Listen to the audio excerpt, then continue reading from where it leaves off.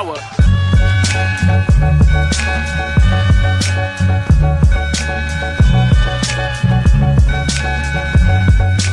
Black Mother Nature. Chicago, what's good? I'm Swisha Pearl. This is In the Basement, brought to you by my bros from Culture Media. And we constantly bringing y'all heat, man. We steady bringing y'all the hottest artists that we can find from the city. And today, I got J. Bambii. Hey, I'm feeling good. I love Sundays. I'm really vibe, chill, you know. So it's like, Alright, let's get into it. Now, are you a native of Chicago? yes, I've lived in Chicago the last 24 years of my life on the south side. I lived closer, like, to the inner south side, and then I moved to farther south side in Beverly, you know, over there in Morgan Park. Shout out to MP. Class 2011, shout out to Morgan Park.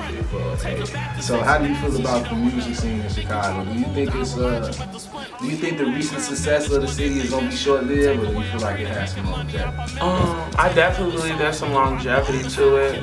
Definitely. I feel like a lot of times, a lot of big stuff has to pop off. You know, a lot of big stuff has to kind of like pop off just energetically to get people excited, get people interested, get people, you know, aroused is the word that came to my mind, so I'm just gonna use it. Just get people aroused, because this got people like hyped. This is like euphoric for a lot of us as artists.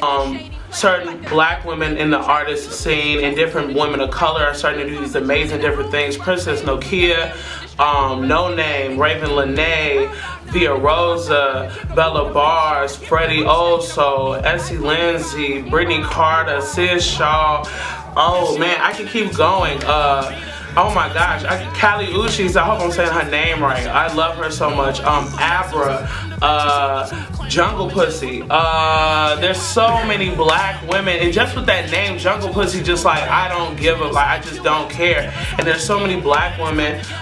J. Bambii, just the name, like, you know, it's just like, damn, like, just thinking about how we are all cultivating our own style of womanhood in a scene that does not want that. So, I'm gonna be starting an open mic too, which I'm really excited about.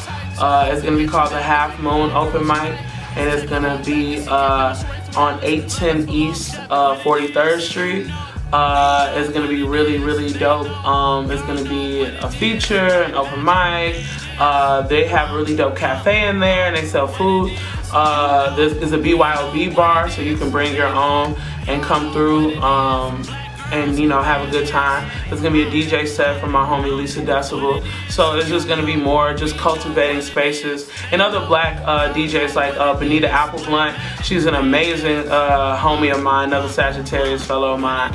And she is gonna be also holding it down in there. My homie No Saddam is also gonna be another DJ that I have. He's really dope too, and he does amazing photos. So like just trying to cultivate spaces. It's gonna be 21 and up, so I'm trying to create more open mic spaces for us, and also spaces that are for us, but that are ran and, you know, cultivated and done by black women, so that we can start changing the climate of the spaces that we are working in and out of. So yeah, I'm really excited.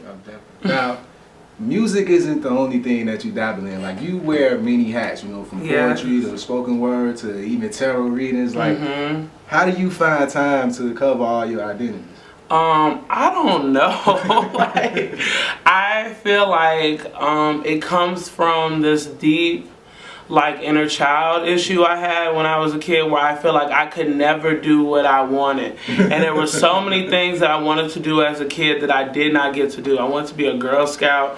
I wanted to quit basketball and play softball. I really wanted to do more theater. I was really kind of into theater. I wanted to do karate. I wanted to learn how to play piano. I wanted to do a lot more fishing. I'm really into camping and like fishing and stuff like that. And I wanted to learn how to drive. I had to do a lot of basketball tournaments, so it took me a long time. I don't even know. I do know how to drive, but I don't have a license. So I'm like, that's another random ass fact about me, that I don't know how to drive. But I'm really good at go-kart, and I will bust your ass. But and I really started getting into tarot after Jamila Woods, one of my Mama Woods, showed me how to read tarot itself. I taught myself tarot. I've always been into teaching kids. I used to be a summer camp counselor. I was a junior camp counselor ever since I was like 11. I used to work at like Northerly Island and a lot of other places, and I was a camp counselor. I taught people basketball. I played basketball, so like I knew how to always work with people. I wanted to be a pediatrician or a veterinarian. That's why I went to school for bio, because that's what, you know, liberal arts schools do. And then you take all those unnecessary classes, spend all that bread, and then you get to do what you want to do. Right. And I kind of was like, sat here, like, hell no, I'm actually finna just, excuse me, shit, I'm just gonna go over there. I'm gonna do that. So I finished kind of like going through my period of like kind of just being like really indecisive, and I was like, I'm gonna decide to do everything. And I found things I gravitated towards: teaching, improv, tarot, sports, you know, when I get time. Visual arts is cool. I really like drawing and painting. Sometimes I do like mandalas and coloring books. Like, everybody should have a coloring book. I don't care if you're an adult or a kid. Everybody should have a coloring book. Mandalas, if you color a mandala for 30 minutes, that's like 30 minutes of meditation. Really? Like off, that's literally, yeah. So just find the time to do everything. And also kind of doing that so that I can learn how to, like, just Chicago made me a hustler. Like, if this don't work, you got to know how to do something else. And my mom always showed me that you got to do what you got to do, even though she kind of went like the, you know, the adult way, the OG way, like the, you know, the old adult black way, like you got to do it this way, you know, really step by step. And this, I kind of just went on the journey and kind of went left and then right, you know. So I feel like I'm just kind of going where I'm meant to go, and I have the gift to do a lot of things. So I feel like the universe kind of give me like, this part of your life, you're gonna do this, and then you're gonna learn this and learn these lessons, and now you have that in your back pocket. And then the next time, in the next 5-10 years, you're gonna learn how to do this, and those lessons from when you learned how to do that is gonna take you how to do this. So like, I've just always just seen it as a little alchemist, like kind of like the alchemist, Aladdin, some like just long, far little journey that I gotta go on and learn all these different tricks and lessons from these different people. So yeah. So it's not so much to you as, you know, balancing everything. It's just that, you know, you put yourself into this situation because it's brought to you. Yeah, definitely. Tarot was brought to me. Basketball was brought to me. Teaching was brought to me, even though I had these gifts already. Like, I just always just see things as just being brought to me, and then I walk through them, you know, however you want to see it. But I don't know, sometimes it's overwhelming because I feel like sometimes society makes you feel like you gotta choose one thing, and I feel like sometimes certain things that I like to do kind of you know, stifle or fall apart or like fall to the wayside. Like, I really like writing children's poems, but I haven't had a lot of time to write children's poems because I'm doing a lot of adult shit right now. So it's like I can't even really channel into the children's poems. So recently I've gotten right back into watching cartoons. Like, I've been like binge watching Daria and like binge watching the regular show, and like I like Steven's Universe a little bit here and there, but really just watching cartoons again, watching stuff that really made me be a kid, coloring again, you know, being outside, you know, just doing things that really make me a kid so I can get back to these things too, and just try to, you know, get good enough that I can put things on the side, you know, when they're still building and cultivating, but enough to still not, you know, what's the word I'm looking for?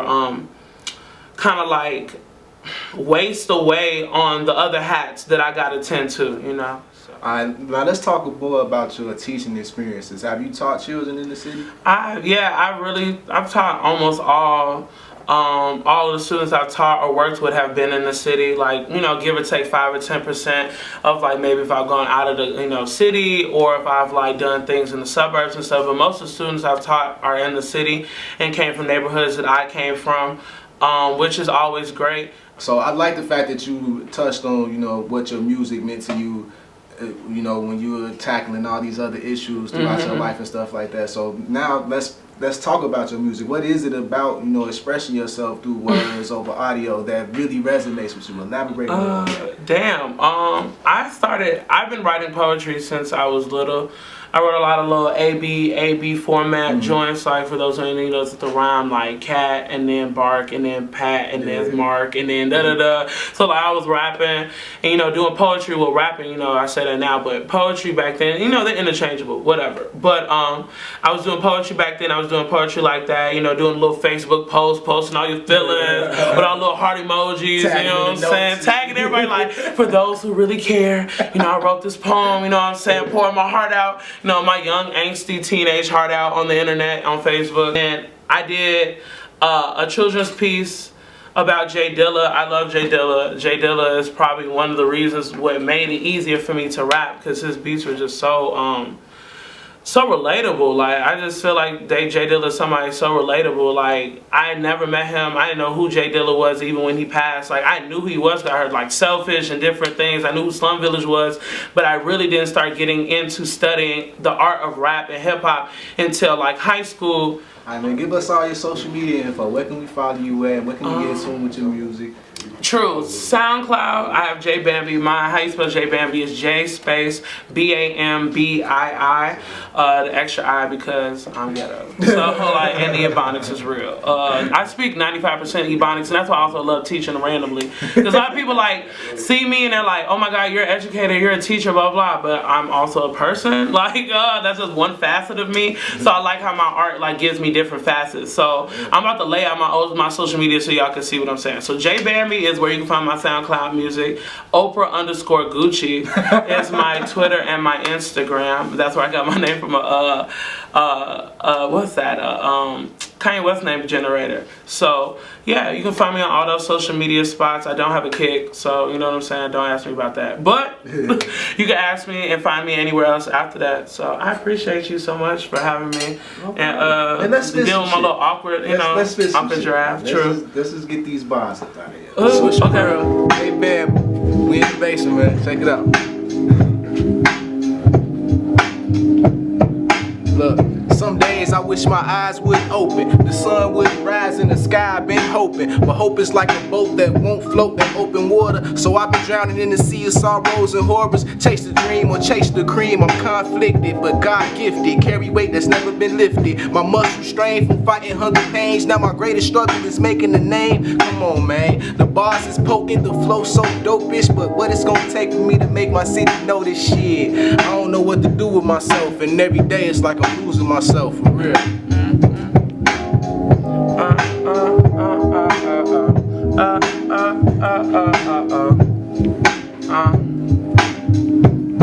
I'm an amusement park with no caution signs. So could she be that low, but be that fine? How could she be that low, but be that fine? How could she be that low, but be that fine? I'm an amusement park with no caution signs. Yeah. I'm an amusement park with no caution signs. Depression got the munchies and it's eating at my body. Fuck around and made weed and worry in a fucking hobby. I be feeling out of place, my spirit feeling sorta gaudy. Got niggas trying to love me, waiting for me in the lobby of my heart, cause nobody getting in. Last time I did that, he left me with cold skin. Felt too much like my parents, divorcing, had me too jaded, frightened, exposed and falling hard for the have not, the lonely souls, misery love company, and I came with the swishers roll. Let these niggas in, ain't leave me an ounce of gold. Had me messed up in the house, all alone. All alone. All alone. That's Herman 9 by J Bambii, produced by j.dilla. Check that out on my SoundCloud. And make sure y'all follow J Bambii on all her social media platforms. And as always, on Swisha Pearl, when I ain't in the field, I'm in the basement. Hey.